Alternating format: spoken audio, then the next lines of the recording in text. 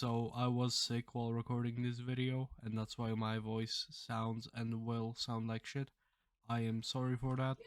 I swear I do not sound like a nasally 14-year-old in my other videos. Maybe. Fnaf 1, the game about closing doors, looking at foxes and fucking bears. It's a classic.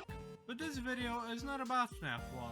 Well, it kind of is, but like a different version, you know? That's right, today we are going to talk about Fnaf 1 Refazified. Over the course of many years, Fnaf modders have looked at previous max challenges, such as 420 mode and the infamous Golden Freddy mode of Fnaf 2, and said, not hard enough! And I mean, to be fair, after over 10 years now, the max mode in Fnaf 1, aka 420 mode as I will call it now, has been made really easy, so I think it's natural some people wanna spice it up and go ahead and cook up their own version. So, today I will talk about this game, the max challenges the game offers, and how well the game improves on Fnaf 1. Also, please like and subscribe, it will help me out a lot. And if you're looking to play this game for yourself, I put a link to the game drill page in the description.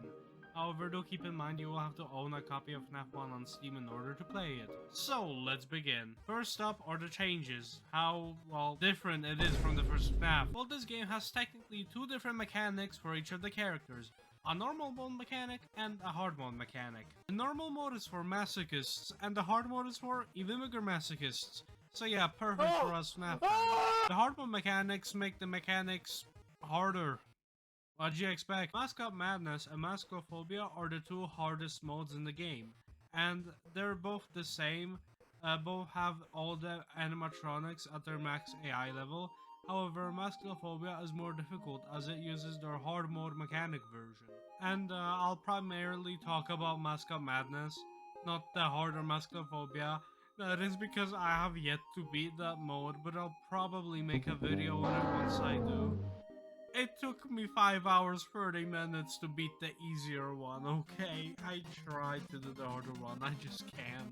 But enough of my cowardly whining, let's actually check out the mechanics. So let's start things out with Freddy Fazbear. In Fnaf 1, he makes his way into your office, and if he is in the East Hall, you need to close the door. If you don't, you die. If you have your cameras on him, he just can't move. So, yeah. But in Fnaf 1 Refazified, if you see him on the cameras, or hear him on the kitchen camera where I'm sure nothing bad is going on, he will move back. So just watch him and he will move back to eventually the stage camera. All you gotta do is look at Freddy from time to time and he won't kill you. You can track him using his laughs. Every time he laughs, that means he has advanced one position. Sounds simple, right? Just watch him. Well, this is where the hard mode mechanic comes in. He is now silent, making tracking him much more difficult. And when he laughs, that means he switches directions. And if he makes it to the show stage, he will drain a bunch of your power. No idea how he does that. Maybe he just finds some power cables and decides to chew on them. Next up is Bonnie. He will roam around the left side of the pizzeria and eventually make his way into your office. Close the door on him.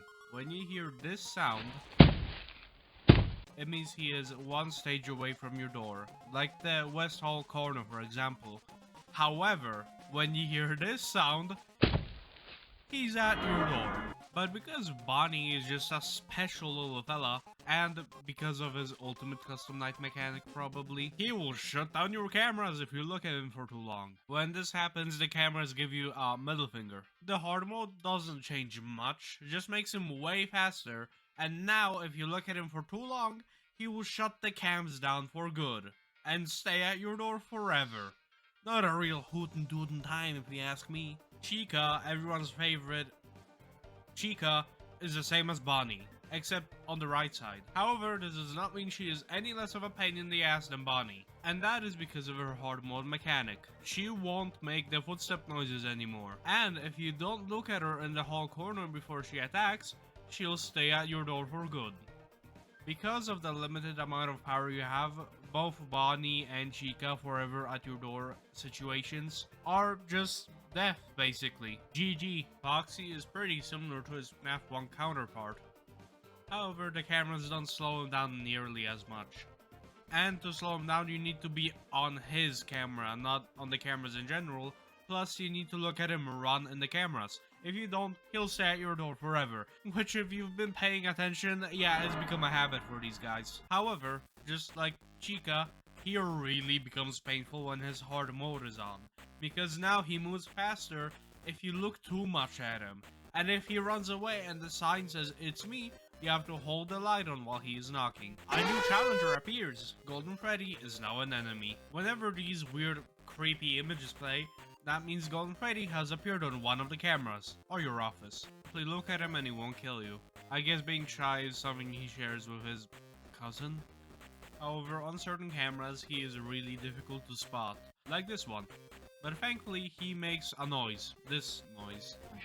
But in the hard mode, he will appear on 2 cameras, or your office, but only one of these is real. You need to look for the one which has the noise, and unwiring your brain to just, well, ignore Golden Freddy gets really difficult after I played Mascot Madness for so long. Finally is Fangame. From time to time, he will call.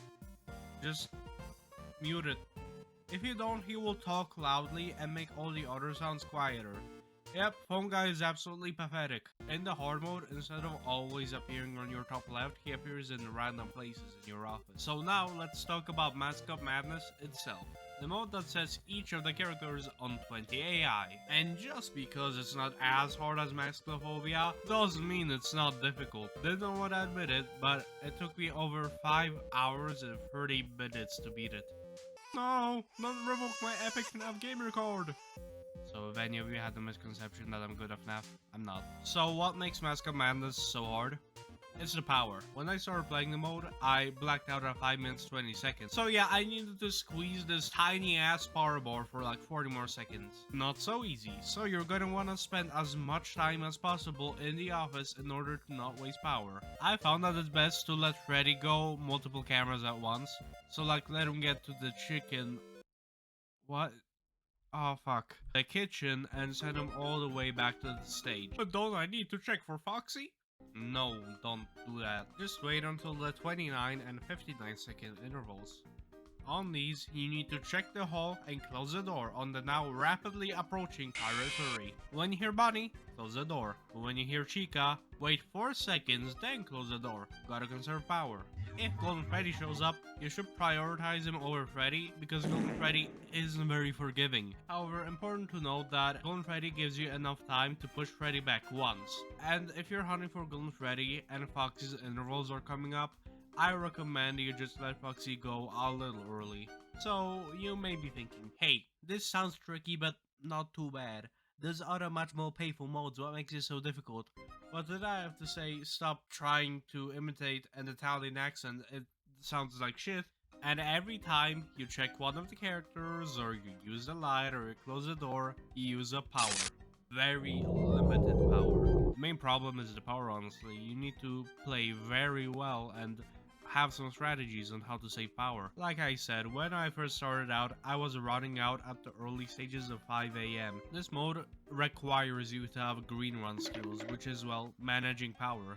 You need to take risks and wait for characters in order to secure as much power as possible. But hey, why not just get lucky with Freddy's song? It can take like over 10 seconds if you're lucky, which should give you enough time. Nah, not here mate. You only get 5 seconds because apparently Freddy Fazbear can manipulate time. So if you run out of power before 5:55, it's simple, you're done for.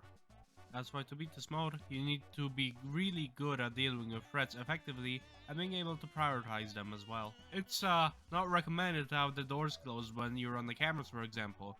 This is a hard mode, but a fun one. It takes a while to learn and get used to having to pick up on the different sound effects and discovering strategies on how to save as much power as possible. Once you master it, you should be able to beat it pretty consistently. Some people have gotten really good at it too.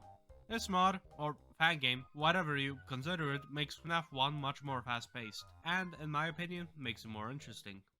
I love the first FNAF for its unique gameplay and its amazing atmosphere, but it does have some problems. Here's the leaderboard on GameJolt for the people that beat Mascot Madness with the highest amounts of power. How'd they do it? No fucking idea, mad skill I guess. So yeah, if you're just looking to dip your toes into hard FNAF Max modes, I recommend this one. However, it is still very difficult, so don't get discouraged. Currently, it ranks on the 197th place on the Fnaf MML list.